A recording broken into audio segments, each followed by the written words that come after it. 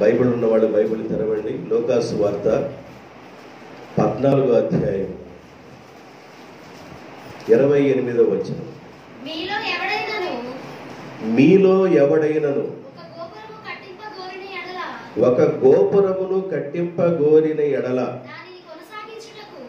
దానిని కొనసాగించుటకు కావలసినది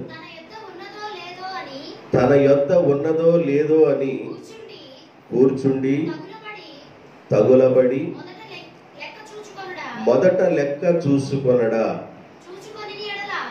అలా లెక్క చూసుకొనని ఎడల దానిని పునాది వేసి ఒకవేళ గోపురం యొక్క పనిని కొనసాగించబోయిన ఎడల చూసువారందరూ ఈ మనుషుడు గోపురం కట్టడానికి ప్రారంభించాడు గాని కొనసాగించలేకపోయినని అతన్ని చూసి ఎగతాళి చేయసాగుదురు. చాలు. ఈ చదవబడిన వాక్యం చాలా స్పష్టంగా వ్రాయబడి ఉంది. ఒక మనుషుడు గోపురం కట్టడానికి ప్రయత్నం చేస్తాడు. గోపురం అనుకోండి, లేకపోతే ఇల్లు అనుకోండి, ఇంకోటి అనుకోండి. ఇక్కడ రాయబడిన మాట ఏంటంటే, ఒక మనుషుడు గోపురం కట్టడానికి ప్రారంభించేటప్పుడు మొదట అతను కూర్చొని ఏం చేస్తాడంటే, ఈ గోపురానికి నేను పునాది వేయబోతున్నాను, దీనికి ఇనుము ఎంత పడుతుంది, దీనికి ఇసుక ఎంత పడుతుంది, దీనికి శిక్ష ఎంత పడుతుంది, దీనికి పని వాళ్ళు ఎంతమంది పడతారు, కూలి ఎంత అయింది, గోపురం ప్రారంభమయ్యి ముగించేంత వరకు ఎంత ఖర్చు అయిందో ఒక్కసారి కూర్చొని ఆలోచిస్తాడు కదా. మీకు అర్థమయ్యే భాషలు చెబుతున్నా. ఒకసారి కూర్చొని ఆలోచిస్తాడు కదా. ఒకవేళ అలా ఆలోచించకుండా ఏదో ప్రారంభించి ఆ పనిని ప్రారంభించిన పనిని కొనసాగించకుండా ఆ పని మధ్యలో ఆగిపోతే ఎగతాళితనం కదా అని రాయబడింది. నిజమే. ఒక మనిషి ఒక ఇల్లు కట్టడానికి కానీ, ఒక మనిషి ఒక గోపురం కట్టడానికి కానీ తను పనిని ప్రారంభించేటప్పుడు బేసు మట్టం దగ్గర నుండి ఆ పని ముగించేంత వరకు ఎంత ఖర్చు అవుతుందో ముందు ఆ పని చేసే యజమాని, గోపురం కట్టించుకునే ఆ గోపురాన్ని కట్టించుకుంటే ఇంటి యజమాని ముందు ఆలోచిస్తాడు. ఆలోచన చేసి పని ప్రారంభిస్తాడు. అంటే ఆలోచించి పని ప్రారంభించేటప్పుడు తన దగ్గర సరిపోయినన్ని డబ్బులు ఉన్నాయా లేదా, స్లాబ్కి ఎంత అవుతుంది, సిప్స్కి ఎంత అవుతుంది, ఇసుక్కి ఎంత అవుతుంది, చెక్క పెట్టిన వాళ్ళకి ఎంత అవుతుంది, మేస్త్రి కూలి ఎంత అవుతుంది, కరెంటు పైపులు పెట్టినందుకు ఎంత అవుతుంది, కరెంటు వర్క్ చేపిస్తే ఎంత అవుతుంది, ఒకవేళ దానికి మరి వాల్ కేర్ వేస్తే ఎంత అవుతుంది, ఒకవేళ దాన్ని సీలింగ్ చేస్తే ఎంత అవుతుంది. ఇవన్నీ ఏం చేస్తాడంటే కట్టేవాడు ఆలోచించుకొని పని ప్రారంభించుకుంటాడు. వాడి దగ్గర డబ్బులు ఉన్నప్పుడు. దేవునికి స్తోత్రం. డబ్బులు లేనప్పుడు ఏం చేస్తాడంటే పిల్లర్స్ ఒకవేళ లేపి నక్షత్రాలకి వెళ్ళి చూసి అలాగే ఆకాశం ఆలకించుము భూమి చెమోగ్యమని అలాగే పిల్లర్స్ లేపి పైకి ఉంచడం. ఒకవేళ అలా కానీ ఉంచినట్లయితే చూసే మనుషులు ఏం చేస్తారంటే ఎగతాళి చేస్తారు కదా అని దాని అర్థం. అయితే ఏం చేశాడంటే యజమాని గోపురాన్ని కట్టించడానికి తన దగ్గర ఉందో లేదో చూసుకున్నాడు, డబ్బులు చూసుకున్నాడు, పని వాళ్ళని పిలుచుకున్నారు, పని ప్రారంభించారు, పునాదిని వేశారు ప్రార్థన చేసి. పునాది కూడా మంచిగా జరిగింది. అలాగా పైకి వెళ్ళింది ఆ స్టెప్, అలాగే ఇంకా పైకి వెళ్ళింది. పనులు చేస్తూ ఉన్నారు. కట్టుబడి పూర్తయిపోయింది. కట్టుబడి పూర్తయిన తర్వాత ప్లాస్టిక్ వర్క్ వచ్చేసారు. ఏ వర్క్ వచ్చారు? ప్లాస్టిక్ వర్క్ వచ్చారు. ఈ ప్లాస్టిక్ వర్క్ వచ్చే సమయానికి ప్లాస్టిక్ పనిచేసేవాడు యొక్క మరి ఎక్కడికి వెళ్ళాడో, ఆయన చేతికి వెళ్ళాడో లేకపోతే ఇంకోసాటికి వెళ్ళాడో, మామూలుగా వెళ్ళాడు. అరే నాయన, ప్లాస్టిక్ పని చేయడానికి వస్తున్నావు, మరి నీకు డబ్బులు ఇస్తున్నాడా అని గిల్లాడంట. మరి ఒక ఆయన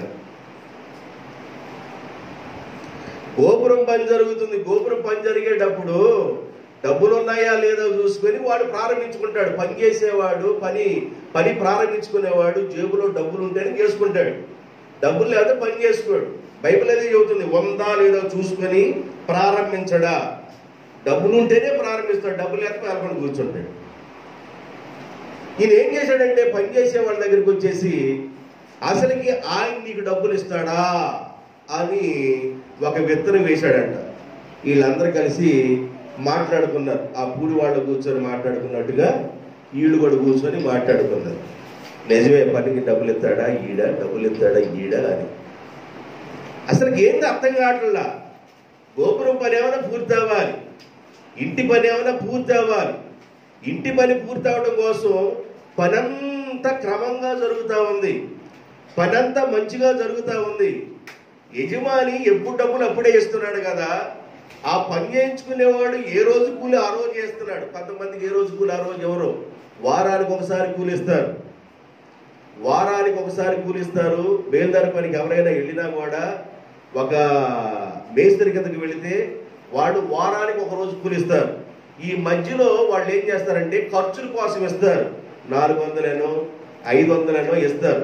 ఎందుకు అలాగ ఇస్తారంటే తెల్లారితే రారేమో, మళ్ళీ ఇంటి పని ఒప్పుకొని ఉంటే అవతల వాళ్ళ దగ్గర మేస్త్రి మాట పడాలి కనుక తెల్లవారితే రారేమోనని చెప్పేసి ఆ పని చేయించుకునే మేస్త్రి ఆయన కింద ఉన్న వాళ్ళకి ఏం చేస్తారంటే కొంచెం ఇచ్చి పని చేయించుకుంటాడు. వారానికి ఒకసారి ఏం చేస్తాడంటే ఆ వారంలో చేసిన పనికి ఎంత చేశాడో అవన్నీ ఆ యజమాని తీర్చేస్తాడు. అది అసలుకి ఉన్న సబ్జెక్ట్. ఈ ఉన్న సబ్జెక్ట్ ఏంటంటే మనం ప్రతిరోజు ఇస్తానే ఉన్నాం. ఏ రోజు చేసిన వాళ్ళు ఆ రోజు వేడివేడిగా తీసుకొని వెళ్ళటమే. 2 రోజులు కూడా లేట్ చేయరు. 2 రోజులు లేట్ చేస్తే ఈ రోజు అన్నం వండుకునేది అంటారు వాళ్ళు ఒక్కొక్కళ్ళు. వాళ్ళ మాటలు మనం వెళ్ళలేం, అసలు వాళ్ళ మాటలు మనం వెళ్ళలేం. అర్థమైందా? కొంతమంది పని చేసేవాళ్ళు ఉంటారు, కొంతమంది పని చేయడానికి వచ్చి మరి 4-5 సార్లు వెళ్తారు. ఆ కాలం కట్టకి 4-5 సార్లు తిరుగుతారు. ఏందయ్యా పని చేయకుండా కాలం కట్టి తిరుగుతున్నాం అంటే మేము అసలుకి ఆశ కూడా వెళ్ళకుండా మేము ఎట్లా పని చేయమంటామండే అంటారు. మనం ఎవరిని ఏమనలేం. అర్థమైందా? కొంతమంది పని చేసేవాళ్ళు ఉంటారు, కొంతమంది పని చేయని వాళ్ళు ఉంటారు. పని ఏదో జరుగుతుందిగా. పని జరిగే దాంట్లో ఆ మండే దాంట్లో తీసుకెళ్ళిపోయి పిల్లోడి చేత పోపించడం ఎందుకు? ఆయన పోయి కూడా పిల్లోడి చేత పోపిస్తున్నాడు.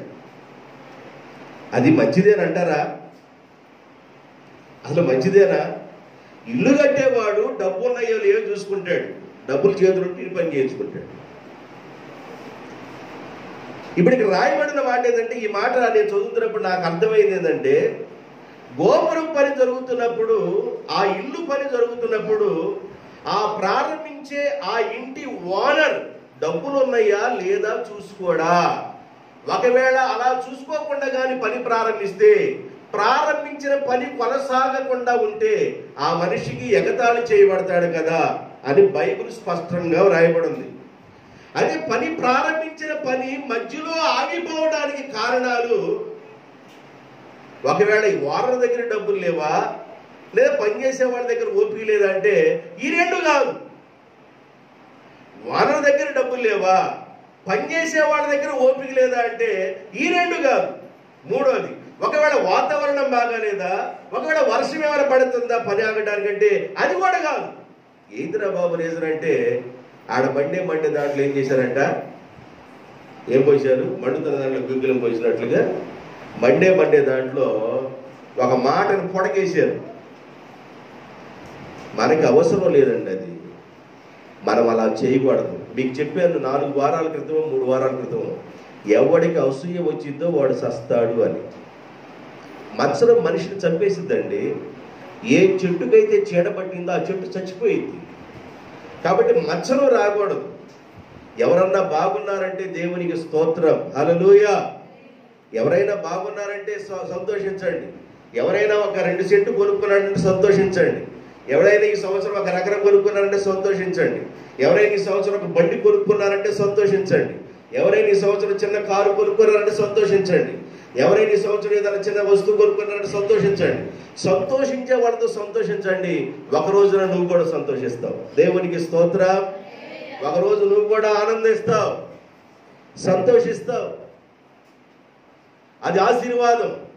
కాబట్టి ఈ పనివాడు ఏం చేశాడంటే, యజమాని డబ్బులు చూసుకున్నాడు, డబ్బులు చూసుకొని పని ప్రారంభించాడు. పని కొనసాగుతుంది. ఒకవేళ పని ప్రారంభించే యజమాని తనకి ఎంత ఖర్చు అవుతుందో, ఎంత మరి ఖర్చు పెట్టాలో అవగాహన లేకుండా ఒకవేళ 5, 6, 7 లక్షల్లో అయిపోవలసిన పని 2 లక్షల్లోనే అయిపోయింది అని ప్రారంభిస్తే ఒకవేళ పని మధ్యలో ఆగిపోయింది కదా, ఆగిపోతే ఎగతాళి అవుతుంది కదా అని వ్రాయబడింది. ఎగతాళి అవుతుంది కదా అని రాయబడింది.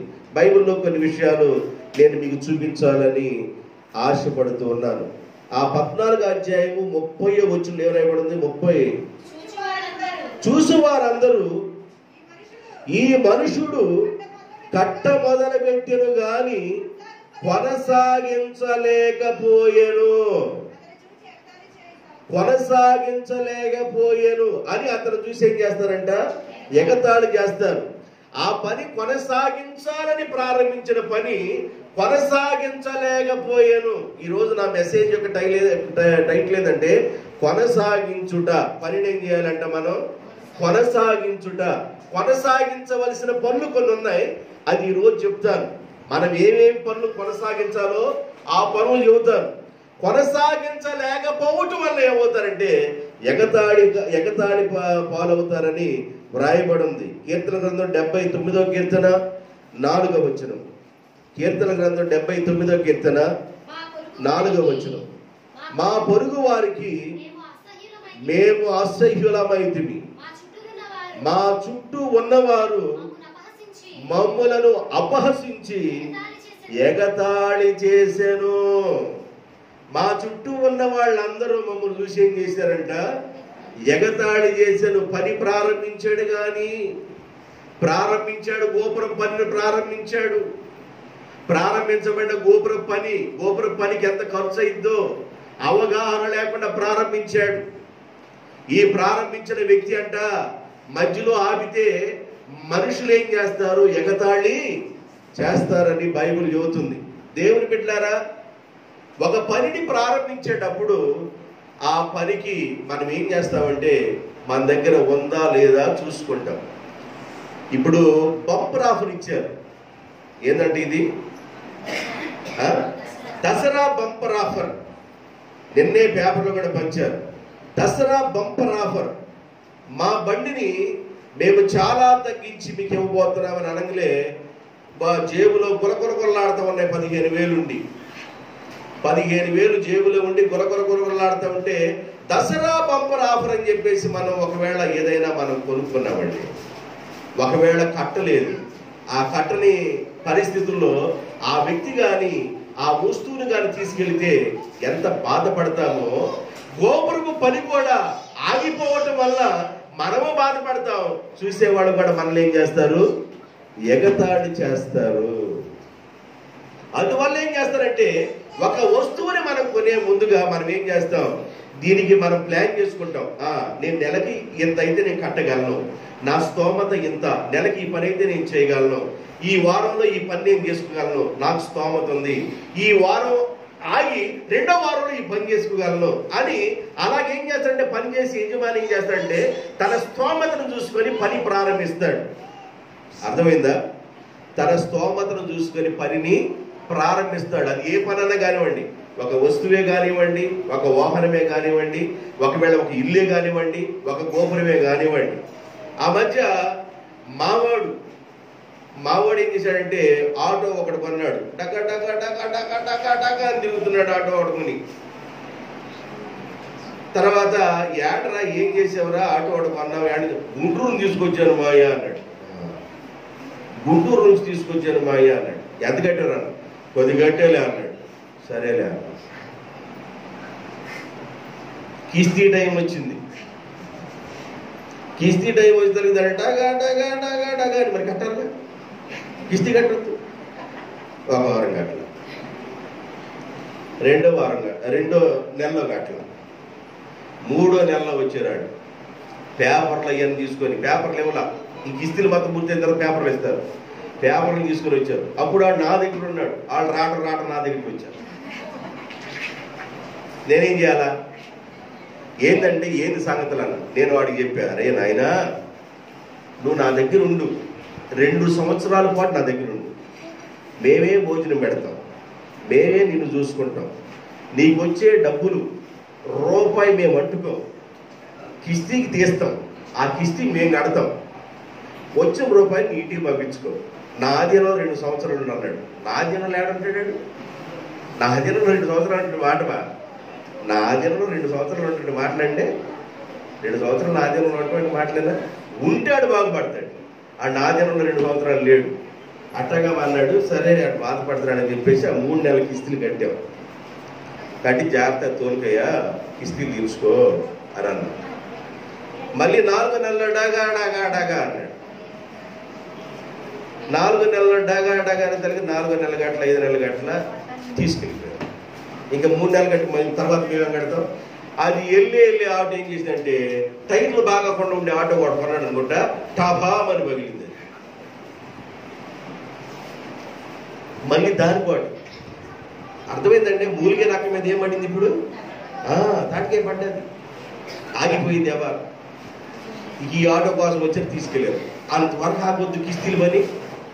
ఆ తర్వాత మా వాడు పల్సర్ ఒకటి తీసుకున్నాడు, పల్సర్ వేసుకొచ్చాడు. మామూలు బండి ఏదన్నా చిన్న లోనానో బోనానో కొంటే అదొక విధానం. ఆడు పల్సర్ ఒకటి కొన్నాడు, పల్సర్ ఒకటి కొని పల్సర్ ఒకటి వేసుకొచ్చాడు. వేసుకొచ్చి డ్రర్ డ్రర్ అంటాడు. నేను చూడాలా పల్సర్, నేను చూడాలా డ్రర్ డ్రర్ అంటాడు. ఏందిరా కొత్తగా తళతళలాడుతుంది పల్సర్ ఏందిరా అన్నాడు. మాయా తీసుకున్నాను మాయా పల్సర్ అన్నాడు. ఎట్టా అయ్యా? ఆడు కూడా బంపర్ ఆఫర్లో వచ్చింది అనుకుంటాడు. పల్సర్ డబ్బులు కొద్ది గట్టి తీసుకున్నాడు. 3 నెలలు పోయింది.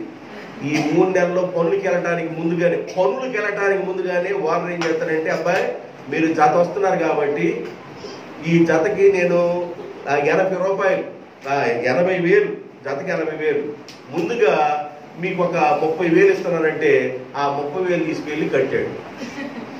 దేనికి? బండికి. ఈ మధ్యలో అరవకుండా ఉంటారని. అది అయిపోయిన తర్వాత ఇంకా రావాల్సిన అమౌంట్ ఏమని ఈ లోడ్ వేసుకున్నాడు. పని చేశారు, అయిపోయింది. ఏమైందిరా బండి అన్న? మాయ బండి నువ్వు తీసుకుంటావు అన్నాడు. నాకెందుకు నా పల్సర్? నాకెందుకు? నా వయసు ఏంది? నా పల్సర్ ఏంది? నా వయసుని నేను పల్సర్ తీసుకునే వయసు అంటారా? బండి కూడా ఎలాంటిది వాడాలా? వయసుని బట్టి వాడాలా. నేదో స్పెండర్ ప్లస్ ఏదో గ్లామర్ బండో నా వయసుని బట్టి వాడాలి. లేకపోతే ఏదైనా ఒక పరిస్థితి ఉందామన్నట్టు బుల్లెట్ వాడుకోవాలి. పల్సర్ తీసుకుని ఎవరు పట్టున్నది కాదు. మాయా కిస్తీలో పోయేటట్టు ఉంది మాయా. ఏంది ఎంత కట్టేవాళ్ళ? మన పనులకి అంత 30,000 కట్టారు మాయా. అంతకుముందు అది ఒక 20,000 కట్టారు మాయా. ఇంకా కట్టలేకపోతున్నాను మాయా. దేనికి రా నీకు? కట్టలేనప్పుడు నీకు దేనికి? ఇచ్చేసేరా వాడు బయట. మనం ఏడ కూర్చుంటామండి? ఇచ్చేసేది. మనం ఏది చేయగలమో దాన్నే చేయాలి. అందం దానికి నిచ్చినవి వాడదు. దేవునికి స్తోత్రం. ఏది మనం చేయగలమో అదే చేసుకోవాలా. మన స్థాహత కొలదే చేసుకోవాలా. మన స్థాహత మించి ఆలోచన చేయకూడదు. అర్థమవుతుందా? ఒక మనిషి గోపురాన్ని కట్టడానికి ప్రారంభించినప్పుడు తన దగ్గర స్థాహత ఉందా లేదా, వచ్చుబడి ఉందా లేదా, మనం ఇది చేయగలమా లేదా, ఆగి ఆలోచించేయడా. ఒకవేళ అట్టగా ఆగి ఆలోచన చేయకుండా కానీ ఆ పనిని ప్రారంభిస్తే, ఒకవేళ మధ్యలో కానీ ఆగిపోతే ఎగతాళి చేయబడతాం కదా అన్నారు. బైబిల్ ఏం చెప్తుందంటే, నిజమే, మా చుట్టుపక్కల ఉన్నవారు మమ్మల్ని ఏం చేశారు? ఎగతాళి చేశారు. ఒక రిఫరెన్స్ ఇచ్చారు. రెండో రిఫరెన్స్ ఇస్తాను. విలాప వాక్యాల గ్రంథం 3వ అధ్యాయము 46వ వచనం. విలాప వాక్యాల గ్రంథం 3వ అధ్యాయము 46వ వచనం. మా శత్రువులందరూ మమ్మును చూసి ఎగతాళి చేస్తారు. ఎగతాళి చేయడానికి ముందుగా ఉంటారండి జనాలు. ఎగతాళి చేసే బ్యాచ్ ఒకటి ఉంటది, ఎవరికైనా ఉండిద్ది. మనం ముందుకు వెళుతున్నప్పుడు ఈనాడు పేపర్ చదివినట్లుగా, సాక్షి పేపర్ చదివినట్లుగా, వార్తా పేపర్ చదివినట్లుగా అలాగే మనల్ని చదువుతూ ఉంటారు. మనం వెళుతున్నప్పుడు జనాలు ఎప్పుడు సందు దొరికిందా, ఆ సందు దొరికినప్పుడు మనల్ని ఎగతాళి చేయడానికి చూస్తారు. ఒకవేళ ఈ సంవత్సరం మనం పొలం వేసుకున్నామండి, ఎలికల్ని ఎవరు మన పొలంలోకి రమ్మని కోరామా? మీరు ఏమైనా కోరుకున్నారా? ఈ సంవత్సరం పొలం వేసుకున్నాం, ఎలికలారా ఆడాళ్ళ చేలో పడటం ఎందుకు, మా చేలోకి రండి అని ఎవరైనా ఆహ్వానిస్తారా? ఒకవేళ వచ్చి ఎకరం పొలం వేశారు, అరెకరం కొట్టేసి జనాలు ఏం చేస్తారు? జనాలు ఏదైనా చేస్తారు. ఆయన రైతు, ఈ పొలం వేసుకున్న రైతు బాధపడవలసినంత బాధపడుతున్నాడు.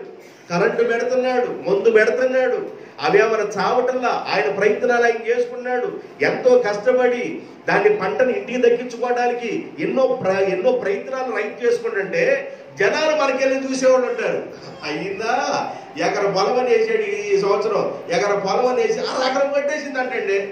ఏమంటే నవ్వచ్చా? నవ్వే బ్యాచ్ మనం చూసి ఉంటారు. ఒక బ్యాచ్, వాడితో జాగ్రత్తగా ఉండాలి. నవ్వే బ్యాచ్ ఉంటారు, నవ్వేవాళ్ళు ఎప్పుడు నవ్వుతానే ఉంటారు. కానీ మామూలు లోకంతో ఉంటుంది, నవ్విన నామశ్రేణే మీకు అన్నీ వచ్చాయి. అయితే నవ్వే బ్యాచ్ ఉంటారు, ఎగతాళి చేసే బ్యాచ్ ఉంటాడు, హేళన చేసే బ్యాచ్ ఉంటారు. ఆ బ్యాచ్తో సుమా జాగ్రత్త. మనం ఏదైనా ఒక పనిని ప్రారంభించేటప్పుడు ఆ పని విషయంలో మనం ఎలా ఉండాలంటే జాగ్రత్తగా ఉండాలి. ఇది నేను చేయగలనుకుంటే చేస్తాను, చేయలేకపోతే చేతులు మూసుకొని కూర్చుంటా. నేను ఎంతవరకు చేయగలను అంతవరకు చేస్తా. నేను చేయగలను అనే సామర్థ్యత నాకున్నప్పుడే పని ప్రారంభిస్తాను, చేయలేను అనుకున్నప్పుడు చేయలేను. అర్థమవుతుందండి? ఇలాగా ఒక వ్యక్తి గోపురం పని ప్రారంభించేటప్పుడు అది కొనసాగిస్తాడా, కొనసాగించడా? నా పాయింట్ ఇది. ఈ రోజున మీకు ఏం చెప్పాలనుకుంటే కొనసాగించుట. ఏ ఏ విషయాల్లో మనం కొనసాగించే పనులు ఉండాలో కొన్ని విషయాలు నేను ఈ రోజున మీకు చెప్పాలని ఆశపడుతున్నా. ఫిలిప్పీయులకు రాసిన పత్రిక 1వ అధ్యాయం,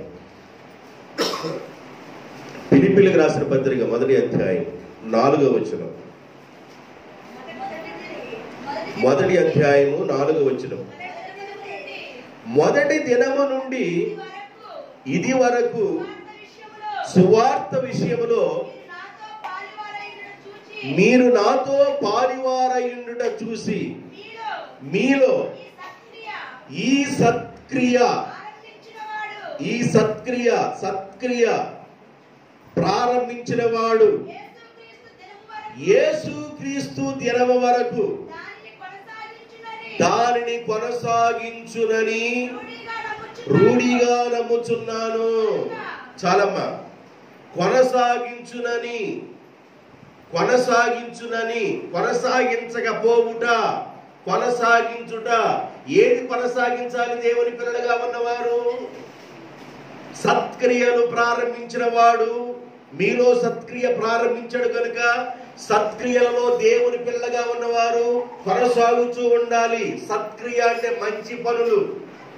దేవుని పిల్లగా ఉన్నవారు సత్క్రియలు చేసే విషయాన్ని కొనసాగించాలి. సత్క్రియలు ఆగకూడదు. మంచి పనులు చేయటం ఆగకూడదు. మంచి చేయటం ఆగకూడదు. ఎవరికి చెడ్డ చేయటం, ఎవరికైనా కీడు తలపెట్టడం మనం చేయకూడదు. హాని చేయటం చూడకూడదు, కీడు చేయటం చూడకూడదు. ఎవరికైనా కీడు చేయాలని నువ్వు అనుకున్నట్లయితే, ఎవరికైనా హాని చేయాలని నువ్వు అనుకున్నట్లయితే, ఎవరికైనా ఎసురు పెట్టాలనుకున్నట్లయితే ఆ ఎసురు మనకే పెట్టబడుతుంది. బైబిల్ అదే చెబుతుంది, వాడు త్రివ్విన గుట్టల వాడు పడునుగాక. అయితే దేవుని పిల్లలుగా ఉన్న వారు ఎలా ఉండాలంటే సత్క్రియలు కొనసాగించే వారుగా ఉండాలి. మంచి పనులు, ఏదైనా చేత అయితే మంచి మాట్లాడు, ఏదైనా చేత అయితే మంచి చెయ్యి, ఏదైనా చేత అయితే మంచి సహాయం చేయి, ఏదైనా చేత అయితే మంచి చేయడం నేర్చుకో. మంచి ఏం చేసిందంటే ఒక రోజున నీ పిల్లల టైంలోనైనా నీకు ఆధారపడింది మంచి అనేది. మంచి చేయడం నేర్చుకోవాలి, సత్కార్యాలు చేయడం నేర్చుకోవాలి. సత్కార్యాల్ని మనం కొనసాగించే వాళ్ళుగా ఉండాలి. ఆకుల ప్రిస్కుల్లా అనేవాళ్ళు ప్రభు నమ్ముకున్నారు. ప్రభు నమ్ముకున్న ఆకుల ప్రిస్కుల్లా అనేవాళ్ళు ఎలా ఉన్నారంటే సత్కార్యాలు చేసే విషయంలో, మంచి పనులు చేసే విషయంలో వాళ్ళు ఎప్పుడు ముందుగా ఉండేవాళ్ళు. ఆకుల ప్రిస్కుల్లా అనేవాళ్ళు. కొర్నేలి ప్రభు నమ్ముకున్నాడు. ప్రభు నమ్ముకున్న కొర్నేలి ఒక రోజున అన్యుడిగా ఉన్నాడు. అన్యుడిగా ఉన్న కొర్నేలి ప్రభు నమ్ముకున్నాడు. ధర్మకార్యాలు చేసేవాడు, యాచనలు చేసేవాడు, ప్రార్థనలు చేసేవాడు, కృతజ్ఞతాస్తుతులు చెల్లించేవాడు. ఏది మంచి అంటే ఆ మంచిని చేయడానికి ముందుగా ఉండేవాడు కొర్నేలి. సత్కార్యాలు చేసేవాడు. అందుకే దేవుడు తన దూతను డైరెక్ట్ గా కొర్నేలి దగ్గరికి పంపించారు. తన గదిలో కూర్చున్నప్పుడు కొర్నేలి ప్రార్థన చేసుకుంటుండగా ఆ గదంతా ఒక రోజున ప్రకాశమానమైన వెలుగుతో గది నింపబడి ఉంది. ఆ వెలుగులో ఒక స్వరం వినబడుతుంది, ఓ కొర్నేలి, నీ ప్రార్థనలు, నీ మంచి పనులు, నీ యాచనలు, నీ కృతజ్ఞతాస్తుతులు ప్రభు సముఖానికి వెళ్ళిని. మనం మంచి పనులు చేయటం వల్ల దేవుడు కదిలించబడతాడు. మనం మంచి చేయటం వల్ల దేవుడు కదిలించబడతాడు. మనం మంచి చేయటం వల్ల దేవుడు కదిలి ఆయన సన్నిధి మన దగ్గరికి వస్తుంది. మనం మంచి చేయటం నేర్చుకోవాలి. మంచి ఏం చేస్తుందంటే ఒక రోజున నీ పిల్లల కట్టుబడిద్దండి. మంచి చేస్తే మన పిల్లల కట్టుబడిద్ది. మన చర్చిలో ఎదుగుతున్న పిల్లలు ఎవరైనా ఉన్నా, ఏదైనా ఒక అవసరం ఉందంటే నా దగ్గర అది ఉంటే తప్పనిసరిగా నేను వాళ్ళకి సహాయం చేస్తాను. ఎందుకు సహాయం చేస్తానంటే ఆ పిల్లలే కదా రేపు భవిష్యత్తులో పెద్దవాళ్ళు అయ్యేది, వాళ్లే కదా రేపు గొప్పవాళ్ళు అయ్యేది, వాళ్లే కదా సంఘానికి వెన్నెముక లేదని పిల్లల విషయంలో ఏ విషయం అన్నా వాళ్ళకి నేను వెనక్కి తీయను. వీళ్ళు మన పిల్లలను అనుకుంటే అసలు వదిలేయం. అలాంటి స్వభావాన్ని మనం కలిగి ఉండాలి. దేవునికి స్తోత్రం, హల్లెలూయా. మంచి చేయటం నేర్చుకోవాలి, మంచి మాట్లాడటం నేర్చుకోవాలి, మంచి విషయాల్లో నువ్వు తలదూర్చాల. మంచి ఒకటి చేయలేదంట. బైబిల్ చెబుతుంది ఆదికాండం 4వ అధ్యాయం 7వ వచనం. ఆదికాండం 4వ అధ్యాయము 7వ వచనం. ఎవరైనా చదవండి. నీవు సత్క్రియను చేసిన ఎడల తల ఎత్తుకొనవా. సత్క్రియ అనేది నీవు చేయని ఎడల నీ వాకిటిలో నువ్వు బయటకు వస్తుండగానే పాపము నిన్ను పట్టుకోవడానికి నీ వాకిటిలో అది పొంచి ఉండును అన్నాడు. ఎవరితో ఈ మాట మాట్లాడింది? ఎవరి విషయంలో? కయ్యూను తన తమ్ముడైన ఏబేలు విషయంలో దేవుడు మెచ్చుకున్నాడు. ఏబేలు యొక్క అర్పణను దేవుడు మెచ్చుకున్నాడు. కయ్యూను యొక్క అర్పణ దేవుడు అంగీకరించాల. ఆ కయ్యూను ఏం చేయాలంటే, పెద్దవాడుగా ఉన్న కయ్యూను, అయ్యో నా అర్పణ దేవుడు అంగీకరించలేదు, ఈసారైనా దేవుడు అర్పించే కోణంలో నేను బ్రతకాలి, నా అర్పణ దేవుడు అంగీకరించే కోణంలో ఉండాలా. ఇప్పుడు అర్పించిన అర్పణ ఒకవేళ దేవుడు అంగీకరించకపోయినా ఈసారైనా మంచి అర్పణ నేను అర్పించాలనే మనసుకు రావాలి. ఇప్పుడు ఇక్కడ ఏం జరిగిందంటే, నా అర్పణ అంగీకరించాల, నా తమ్ముడి యొక్క అర్పణ దేవుడు అంగీకరించాడు. కాబట్టి నేనేం చేయాలంటే నా తమ్ముడిని లేకుండా నేను చేయాలా.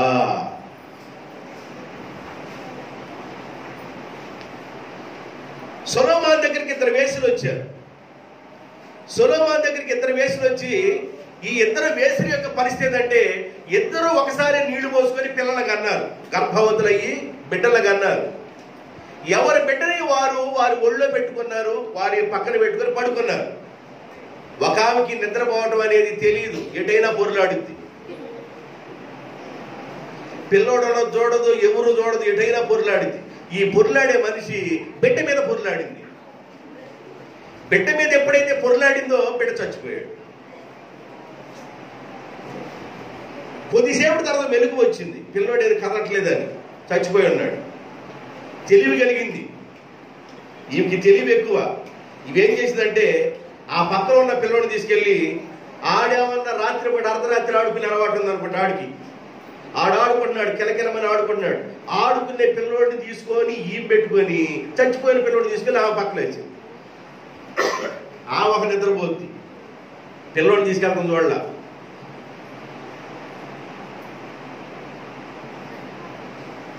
తెల్లారి నిద్ర వేసి తనకి ఏమన్నా పిల్లోడు చచ్చిపోయి ఉన్నాడు, ఈమె పిల్లోడితో చక్కగా ఆడిస్తుంది. కొంతమంది పాటలు కూడా రావు, జోల పాటలు.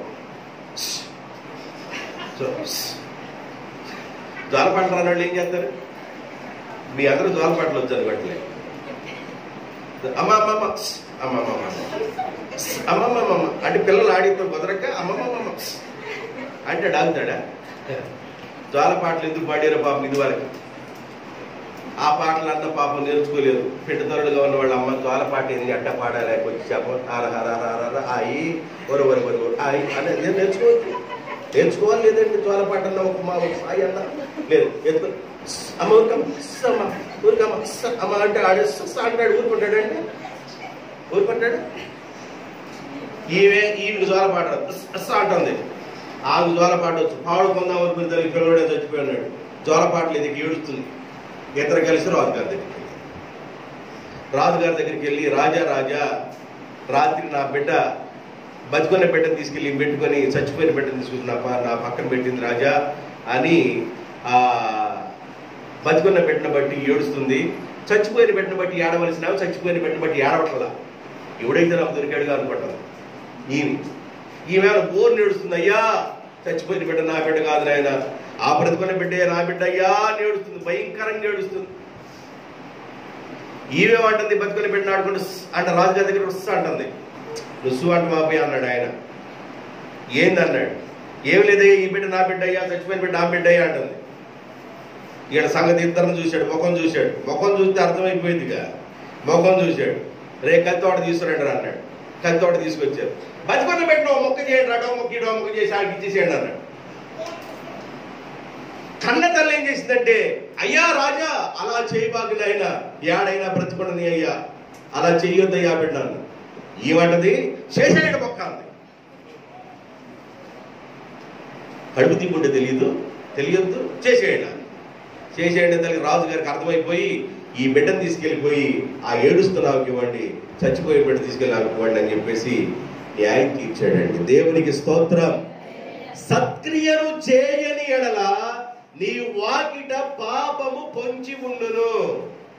ఏమయ్యా నీ తమ్ముడు చేసిన మంచి పనికి దేవుడు ఏదో మెచ్చుకున్నాడు. నీ తమ్ముడు చేసిన కార్యానికి దేవుడు మెచ్చుకున్నాడు. దేవుడు మెచ్చుకున్న దానికి నువ్వేం చేస్తావు? నీ తమ్ముడి విషయంలో ఏం చేశాడంటే కుట్ర చేసి తమ్ముడా రారా పొలం వెళ్దాం రారా అని చెప్పేసి పొలమని తీసుకెళ్ళిపోయి పెద్ద రాయి ఒకటి తీసుకొని తల మీద వేసి కొట్టాడండి.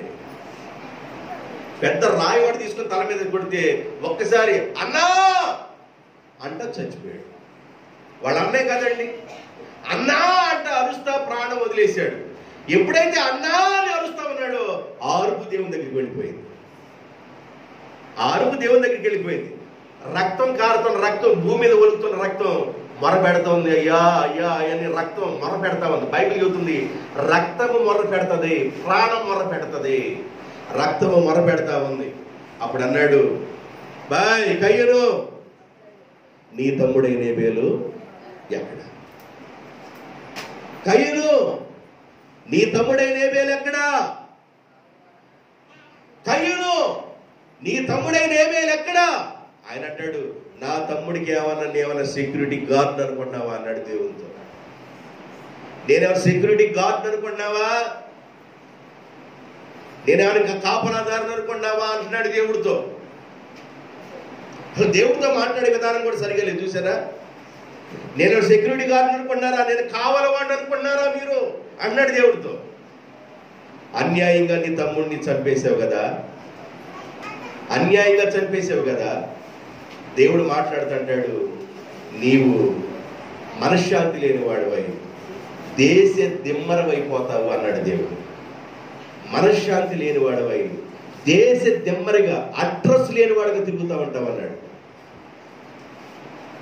చాలా చాలా మరి పొలాల్లో ఉన్న వాడికి అడ్రస్లు ఉంటాయి. చాలా ఫ్యామిలీస్కి అడ్రస్లు ఉంటాయి. కొన్ని ఫ్యామిలీస్కి అడ్రస్లు ఉండవు. అడ్రస్ లేకుండా వాళ్ళు ఏం చేస్తారంటే ఈ రోజులో కొంతకాలం ఉండి ఆ ఊర్లో కొంతకాలం ఉండి ఆ ఊర్లో అట్లా డేరాలు వేసుకుంటూ వెళ్ళిపోతున్నారు. అడ్రస్లు ఉండవు. అలాంటి విధానంలో వెళ్ళిపోయాడు. చాలా మందికి అడ్రస్లు ఉంటాయి.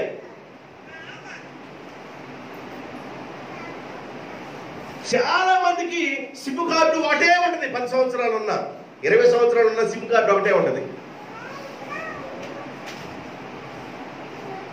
బాబాయ్ గారు ఈ ఫోన్ నెంబర్ నాది ఫీడ్ చేసుకోండి అనగల బాబాయ్ ఫీడ్ చేసుకున్నాడు. సంవత్సరం తర్వాత బాబాయ్ ఫోన్ చేశాడు. Out of coverage area network పరిధిలో లేదు, అవుట్ ఆఫ్ కవరేజ్ ఏరియా అంటారు. ఏంటంటే సిమ్ లేదా దగ్గర అడ్రస్ లేదు. మళ్ళీ 1 నెల తర్వాత ఫోన్ చేస్తాను హలో నేను గుమ్మడి ప్రకాశాన్ని అవతలి ఎవరు అన్నాడు ఆయన. గుమ్మడి ప్రకాశం ఏంది? నేను చేసింది నా కూతురు కదా, గుమ్మడి ప్రకాశం ఏంది అన్నాడు. గుమ్మడి ప్రకాశాన్ని నేను రాంగ ఫోన్ పెట్టే అన్నాడు ఆయన. ఇదేంది? ఈ నెంబర్గా మా కుమార్తె ఇచ్చింది, ఈ నెంబర్తోనే కదా నేను ఫోన్ చేస్తుంది సంవత్సరం వల్ల. నెంబర్ పోయినా అదే నెంబర్ తీసుకోవాలి. దేవునికి స్తోత్రం. ఒకే అడ్రస్లో ఉండటం నేర్చుకోవాలి. అర్థమవుతుందండి? అడ్రస్ లేదు దీనికి. నువ్వు వెళ్ళిపోతావు అన్నాడు, దేశం అయిపోతావు అన్నాడు. కొద్ది కాలం పోయిన తర్వాత దేవుని సన్నిధానంలోకి వెళ్ళిపోయి ఏడవడం ప్రారంభించాడు. అయ్యా అయ్యా అయ్యా, నేను తిరగలేనయ్యా, నేను ఇక తిరగలేనయ్యా, నేను ద్రోహినయ్యా, నేను తప్పు చేశానయ్యా, నా తమ్ముని అనవసరంగా నేనే చంపేశానయ్యా, నా చేతులారా నేను చేశానయ్యా, నన్ను క్షమించని యెహోవా సన్నిధానములో నుండి బయటికి వచ్చేను అని రాయబడు. అంటే యెహోవా సన్నిధానం ఆయన మొర్రపెట్టి ఏడ్చి ఏడ్చి ఏడ్చి ఏడ్చి యెహోవా సన్నిధానములో నుండి బయటకు వచ్చిన తర్వాత ఆయన ఒక యెహోవా సన్నిధిలో నుండి బయలుదేరి ఏదేనుకు తూర్పు దిక్కున నోదు దేశములో కాపురముండెను. ఈ నోదు దేశములో కాపురముండెను. ఒక దేశముని అంటే ఒక అడ్రస్ లేని వ్యక్తి ఒక దేశానికి ఆయనే మూల పురుషుడైపోయాడు అనమాట. పశ్చాత్తాపడటం వల్ల ఒక దేశానికి ఆయన మూల పురుషుడైపోయాడు. నేను ఆ మధ్య ఒక ఊరు వెళ్ళాను. వాళ్ళ ఇంటి పేరు వాళ్ళ ఇంటి పేరు ఏదో ఉందండి. ఆ ఇంటి పేరుతో ఆ వాళ్ళు ఎవ్వరు లేరు. శాలలో ఇల్లు కట్టుకున్నాడు ఆయన, కొనుక్కున్న పొలంలో. కొద్ది కాలం పోయిన తర్వాత అన్ని ఇళ్ళు పడ్డాయి. కానీ ఆ ఇంటి ఆ కాలనీకి ఏం పేరు పెట్టాడంటే ఆయన ఇంటి పేరు తోసినట్టు కాలనీకి పేరు పెట్టాడు. ఈ రోజుకి ఆ కాలనీ ఆ ఇంటి పేరుతోనే నడుస్తూ ఉంది. దేవునికి స్తోత్రం. ఆ కాలనీ ఈ రోజుకి ఆ ఇంటి పేరుతో నడుస్తూనే ఉంది. ఒకరోజు పశ్చాత్తాపడి ఏడ్చి ఏడ్చి ప్రభు సన్నిధానంలో కన్నీరు గార్చగా ప్రభు సన్నిధానం నుంచి బయటకు వచ్చి నోదు దేశానికి వచ్చి నోదు దేశంలో కాపురం ఉన్నాడు. ఆయనకు ఒక అడ్రస్ ఏర్పడింది. సత్క్రియ చేయకపోతే, మంచి పని చేయకపోతే, మన ఇంటి గడప దాటి బయటికి వస్తున్నప్పుడు ఆ పాపం వాకిల్లోనే కాసుకుని ఉండింది. అది మనల్ని పట్టుకుంటది. పాపం ఒక మనిషిని పట్టుకున్న తర్వాత అది కబళించుకుని వెళ్ళడానికి ప్రయత్నం చేస్తుంది. నువ్వు ఇంటి లోపలికి వస్తున్నది పట్టుకుంటుంది, ఇంటి బయటికి వెళ్తున్నది పట్టుకుంటుంది. అది వాకిల్లోనే శిస్తేసుకుని కూర్చుంటుంది పాపం అనేది. మనం దేన్ని కొనసాగించాలంటే సత్క్రియ. దేవునికి స్తోత్రం. సత్క్రియను మనం కొనసాగించాలి. దేన్ని కొనసాగించాలి? సత్క్రియను కొనసాగించాలి. ఫిలిప్పీ రాసిన పత్రిక 2:10 2:10 అందుచేత పరలోకమందున్న వారిలో గాని భూమి మీద ఉన్న వారిలో గాని భూమి క్రింద ఉన్న వారిలో గాని ప్రతి వారి మోకాలును యేసు నామములో వంగునట్లు ప్రతి వాని నాలుక తండ్రి అయిన దేవుని స్తుతించునట్లు యేసుక్రీస్తు ప్రభువని ఒప్పుకొనున్నట్లును దేవుడు ఆయనను ఏం చదివారు? 2:10 రాయబడింది. సత్క్రియలు చేయడానికి మనము సృష్టించబడ్డాము అనే మాట కావాలి. సత్క్రియలు చేయటానికి మనము సృష్టించబడ్డాము. ఫిలిప్పీ రాసిన పత్రికలోనే ఆ మాటలు మనకు కనబడతాయి. సత్క్రియలు చేయటానికి మనము సృష్టించబడ్డాము అనే విషయం లేదమ్మా. ఎఫెసీ పత్రిక అమ్మా, ఎఫెసీ తీసుకొని 2:10 చదవండి. 2:10 చదవండి.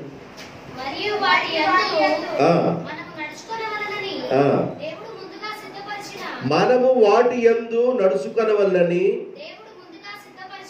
దేవుడు ముందుగా సిద్ధపరిచిన సత్క్రియలు చేయుటకై మనము సృష్టించబడ్డాము.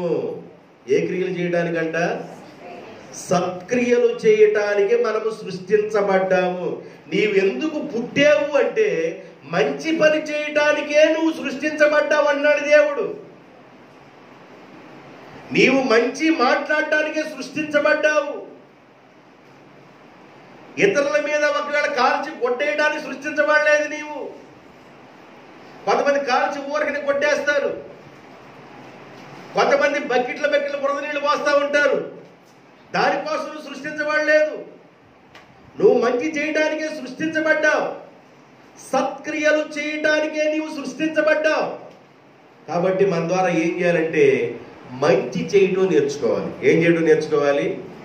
ఏం కొనసాగించాలి? మనం సత్క్రియలు అనే దాన్ని మనం కొనసాగించాలి. నెంబర్ 1 ఒకటి మాత్రం చెప్పాను. రెండో విషయం చెప్పేసి నేను ముగిస్తాను. నేను చాలా విషయాలు చెప్పాలి, కానీ ఇంకొకటి చెప్పేసి ముగిస్తాను. యాకోబు రాసిన పత్రిక 1వ అధ్యాయం 4వ వచనం. మీరు సంపూర్ణులను అనునంగులను ఏ విషయములోనైనను పొదువు లేని వారై ఉండునట్లు ఓర్పు అనే క్రియను కొనసాగించండి అన్నాడు. ఇప్పుడు మనిషిలో కొనసాగించవలసిన 2 లక్షణం ఏంది? ఓర్పు.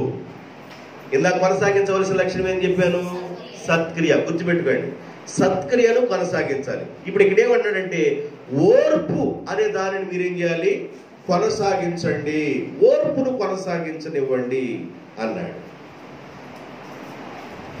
ఓర్పు అనేది ఏం చేసిందంటే, ఒక మనిషి ఓర్పు అనే విషయంలో జాగ్రత్తగా ఓర్చుకోగలిగితే, పెద్దలు చెబుతూ ఉంటారు, కోడిగుడ్డు ఓర్చుకుంటే చెట్టు. అమ్మా కాస్త ఓర్చుకమ్మా, కాస్త ఓర్చుకమ్మా.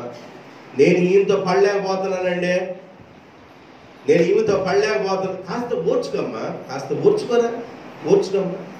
నీవే ధన్యురాలు అవుతావు, కాస్త ఓర్చుకమ్మా అని చెబుతారు పెద్దలు. సహజంగా చెబుతారు, ఎందుకంటే వాళ్ళ కుటుంబం ఎలాగైనా కట్టబడాలనే కోణంలో పెద్దలు ఎలాగైనా ప్రయత్నం చేస్తారు.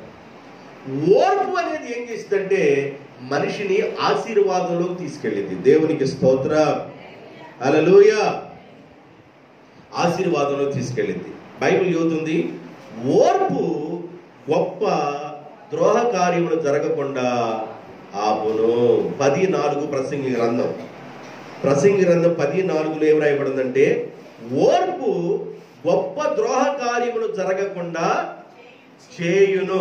ఓర్పు అనేది గొప్ప ద్రోహ కార్యాలు జరగకుండా ఆపేస్తుంది. ఓర్పు అనేది చాలా ఇంపార్టెంట్ అన్నమాట. ఓర్పు చాలా ఇంపార్టెంట్. యోదయా బెత్లెహేములో నుండి ఒక ఫ్యామిలీ మోయాబీ దేశం వెళ్ళారు. ఎవరండి వాళ్ళు? నయోమి వాళ్ళ భర్త అయినా, నయోమి భర్త అయినా ఎవరు? ఏందమ్మా? నయోమి భర్త.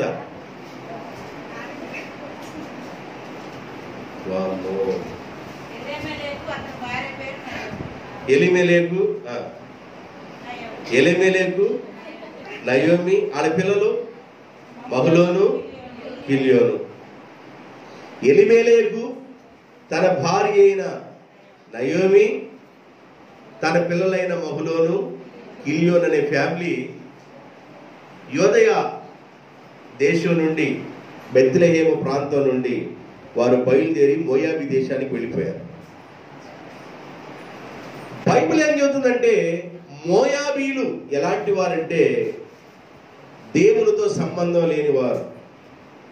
మోయాబీలతోనూ సంబంధాన్ని ఇప్పుడు పెట్టుకోబాకండి. మోయాబీలు దేవునితో సంబంధం లేనివారు. అమ్మోనీయులు కానివ్వండి, మోయాబీలు కానివ్వండి, వాళ్ళని దైవ సన్నిధానంలో కూడా వాడు కనబడకూడదు 10 తరాలు అన్నాడు దేవుడు. అలాంటి ప్రాంతానికి వెళ్ళారు. ఎందుకంటే ఆ ప్రాంతం, మోయాబీ ప్రాంతం మీద దేవుని యొక్క ఆ విధానం సరిగా లేదు. అంటే ఆ ఉగ్రత నిలబడి ఉంది. ఉగ్రతలో ఉన్న ప్రాంతానికి ఉగ్రత లేని ప్రాంతం వాళ్ళు వెళ్ళారు. వెళ్ళి పనులు చేసుకున్నారు. కొంతకాలం గడిచింది. బాగానే ఉంది, కొంతకాలం బాగానే జరిగింది. 3 పువ్వులు చెప్పండి, 3 పువ్వులు. మీరు భలే నేర్చుకున్నారన్నీ.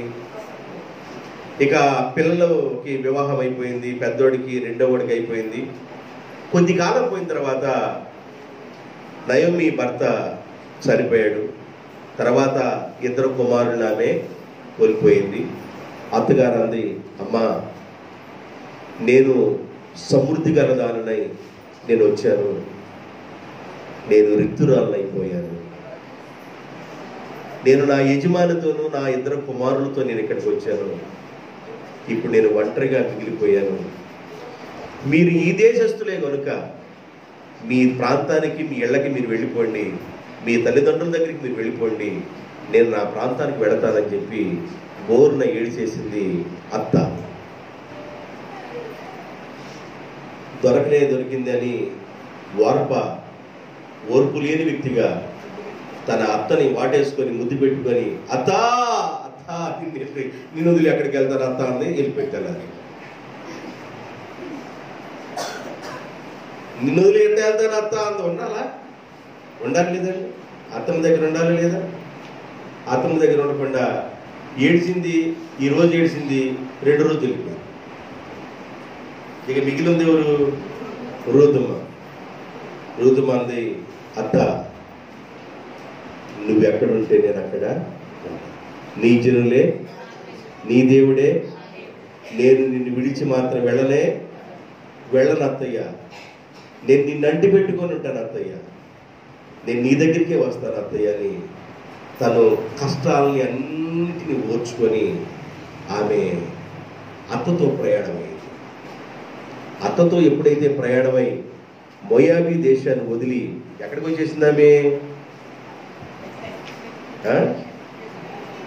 మోయాబీ దేశాన్ని వదిలేసి యోదయా బెత్లెహేముకు వచ్చేసింది. మోయాబీ దేశం వదిలి యోదయా బెత్లెహేము దగ్గరికి ఎప్పుడైతే వచ్చేసిందో బైబుల్లో ఏమి రాయబడిందంటే 3వ అధ్యాయము 10-12 వచ్చినారు. రూతు గ్రంథం 3వ అధ్యాయం 10-12 వచ్చినారు. కుమారి యెహోవా చేత నీవు దీవెన నొందిన దానవు,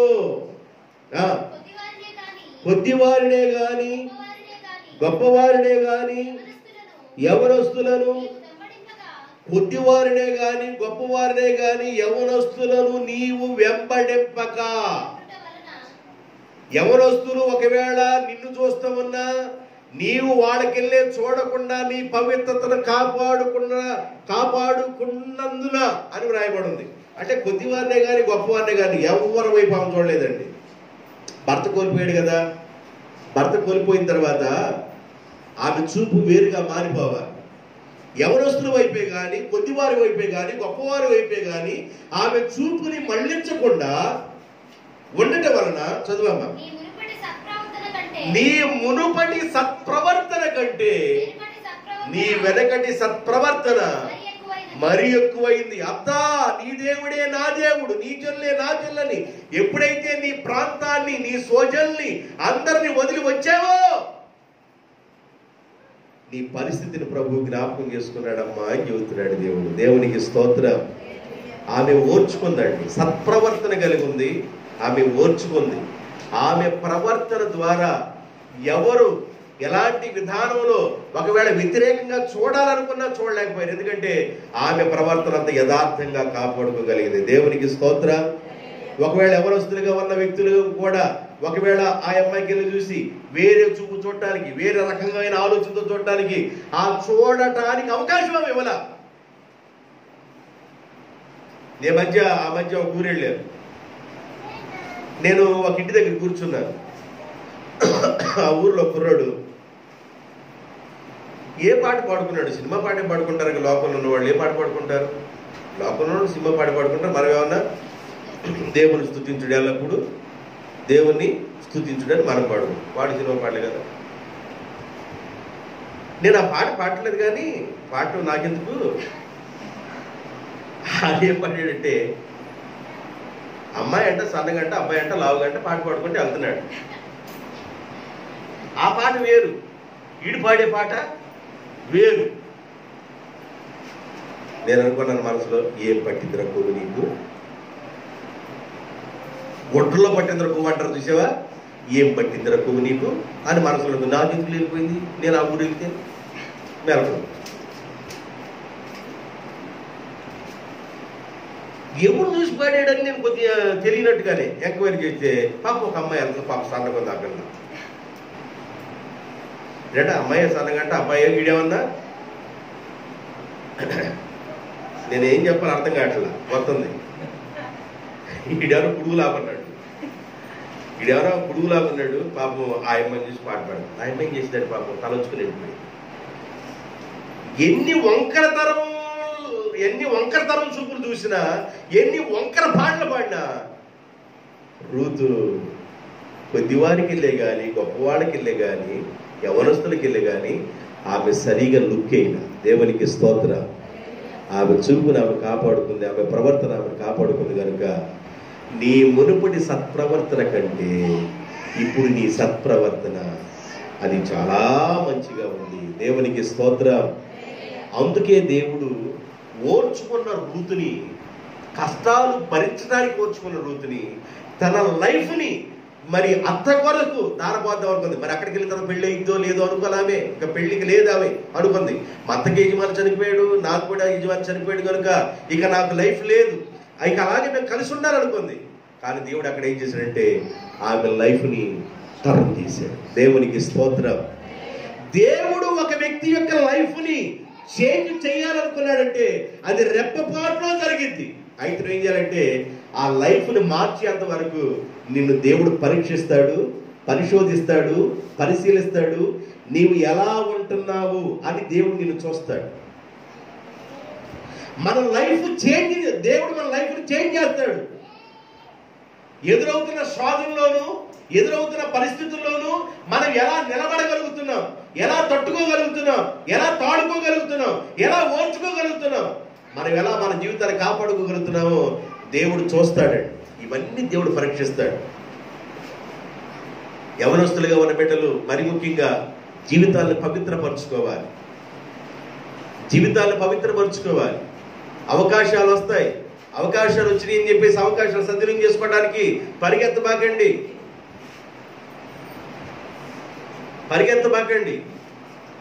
చాలా మంది వయసు పోకముందే యవన ప్రాయంలోనే జీవితాల్ని అలాగా కాలాన్ని ముగించేస్తున్నారు. జాగ్రత్తగా ఉండండి. తన యవన ప్రాయంలో తన జీవితాన్ని కాపాడుకొని దేవుడి కొరకు బ్రతకటం వల్ల దేవుడు అద్భుతం చేశాడండి. దేవుడే అద్భుతం చేశాడు. అక్కడున్న ఇజ్రాయేల్ పెద్దలు అసలు మోయాబీలను దీవించరు. అక్కడున్న ఇజ్రాయేల్ పెద్దలు ఏమంటున్నారంటే ఆమెని, అమ్మా నీవు వేవేలకు తల్లి వగుదువుగాక. దేవునికి స్తోత్రం. అబ్రహాము, ఇస్సాకు, యాకోబులు మా పితరులను దీవించిన దేవుడు నిన్ను కూడా దీవించాలని మేము ఆశపడుతున్నాం. నీ వేవేలకు తల్లి వగుదువుగా. కానీ ఎప్పుడైతే రూతుని దేవుడు దీవించడం ప్రారంభించాడో, రూతు బోయాజునందు, బోయాజు ఎవరంటే కుమారుడు వరుస అవుతాడు నయోమికి. కాబట్టి రూతు బోయాజునందు ఓబేదు అనే వ్యక్తిని కన్నాడు. ఓబేదు యెషయని కన్నాడు. యెషయ దావీదుని కన్నాడు. దావీదులో నుండి యేసు ప్రభు బయటికి వచ్చాడు. అసలుకి ఎంత అద్భుతం అండి, ఎంత అద్భుతం. ఓర్చుకోండి, కాస్త ఓర్చుకోండి. మనం ఓర్చుకోవటం వల్ల మనం ఏమీ ప్రాబ్లం ఏమి లేదు. కొంతమంది యవన ప్రాయంలో ఉన్న పిల్లల్ని, యవన ప్రాయంలో ఉన్న వాళ్ళు వాళ్ళకి వయసు విధానాలు తెలియక రెచ్చగొడుతుంటారు. అసలుకి ఏం లేదండి, సీన్ లేదండి, ఏందో ఇవి సీన్ ఉన్నట్టు, అలాగే సీన్ లేనట్టు, ఏందో సీన్ అంట రెచ్చగొడతారు. నువ్వు రెచ్చిపోయావు అనుకోండి, తర్వాత కుర్చీలు విషయం ఎందుకు? మనకి జాగ్రత్తగా ఉండటం మంచిది. దేవునికి స్తోత్రం. హల్లెలూయా. రెండో విషయం ఏంటంటే దేవుని పిల్లలుగా ఉన్నవారు ఓర్పును కొనసాగించాలి. దేన్ని కొనసాగించాలి? ఓర్పు. మొదట ఏం చెప్పాను? సత్క్రియను కొనసాగించాలి, ఓర్పును కొనసాగించాలి. నేను మూడో విషయం కూడా చెప్పొచ్చు కానీ చెవటల్లా, అయితే మీకు క్లూ ఇస్తున్నా. విశ్వాసమును కొనసాగించాలి. ఏం కొనసాగించాలంట? అమ్మా నీ విశ్వాసం గొప్పది, నీ విశ్వాసం గొప్పది అంటాడు. విశ్వాసముకు కర్తయు దాన్ని కొనసాగించు యేసు వైపు చూచుచు ఈ పంది పరుగులో ఓపికతో పరిగెడదామని 12వ అధ్యాయం ఇబ్రాయీయులకు రాసిన పత్రిక 1:2లో రాయబడింది. ఇలాగా ఈ విశ్వాసం గురించి మాట్లాడుతూ విశ్వాసాన్ని నువ్వు కొనసాగించాలి. పక్షవాత రోగితో ఉన్న వ్యక్తి ఆ ఇంటి కప్పు తీసి ఎప్పుడైతే ఆయన దించారో, అయ్యా కుమారుడా, నీ విశ్వాసము గొప్పది, నీ పాపములు క్షమించబడ్డాయి అంటాడు. కానాను స్త్రీ ఒకటి వచ్చిందయ్యా, నా కుమార్తె దయ్యం పట్టిందయ్యా, విలవిల్లాడుతుంది, బాధపడుతుందయ్యా, దయచేసి నా కుమార్తెకు స్వస్థత దయచేయని వేడుకుంటే యేసుప్రభు వినకుండా వెళ్తున్నాడు, పట్టించుకోకుండా వెళ్తున్నాడు. కొద్ది దూరం వెళ్ళిన తర్వాత పిల్లలకు పెట్టే మొక్కలు నేను కుక్క పిల్లలకి పెట్టను అన్నాడు. ఆ మాటది ఆ కుక్క పిల్లల్లో ఒక కుక్క పిల్లలు అనుకయ్యా, దయచేసి నన్ను కరుణించంటే అప్పుడంటాడు, అమ్మా నీ విశ్వాసము గొప్పది, ఈ క్షణంలోనే నీ కూతురు స్వస్థత పొందుతుందని చెప్పాడు. దేవునికి స్తోత్రం. 12 సంవత్సరాల నుంచి బాధపడుతుంది రక్తస్రావ రోగంతో, కడకడ కడకడ వణుక్కుంటూ జనసమూహంలో వెళ్తున్న యేసు ప్రభు వెనక్కి వెళ్ళి చెక్కు పట్టుకుంది. ఎవరు నన్ను తాకారు అన్నాడు యేసు ప్రభు. ఎవరు నన్ను తాకారు, ఎవరు నన్ను ముట్టారంటే ఎవరంటారు, ప్రభువా అనేక మంది నీ మీద పడుతున్నారయ్యా, మేము అందరం చేతులు పట్టుకొని నీ మీద రాకుండా చూస్తున్నామయ్యా అన్నారు. కాదు కాదు, ఎవరు నన్ను తాకారని. గడగడ వణుకుతున్న ఈ వ్యక్తి జీవితంలో శరీరంలో అద్భుతం జరిగింది, స్వస్థత జరిగింది, అద్భుతం జరిగింది అని అర్థమైపోయింది. ఆమె వణుక్కుంటూ దేవునికి దండం పెట్టి, అయ్యా ఆ స్త్రీని నేనే, కుమారి నీ విశ్వాసం నిన్ను స్వస్థపరిచింది. దేవునికి స్తోత్రం. దేవుని పిల్లలు విశ్వాసంలో కొనసాగుతూ ఉండాలి. దేవుని పిల్లలు ఓర్పులో కొనసాగుతూ ఉండాలి. దేవుని పిల్లలు సత్క్రియలో కొనసాగుతూ ఉండాలి. ఇలా నువ్వు ఎప్పుడైతే కొనసాగుతుంటావో నీ జీవితానికి ఆశీర్వాదం, దీవెనలు దేవుడే దయచేస్తాడు. ఈ మాటల ద్వారా దేవుడు మిమ్మలను మీ కుటుంబాలని ఆశీర్వదించునుగాక. ఆమేన్. తలలోంచండి, ప్రార్థన చేస్తాను.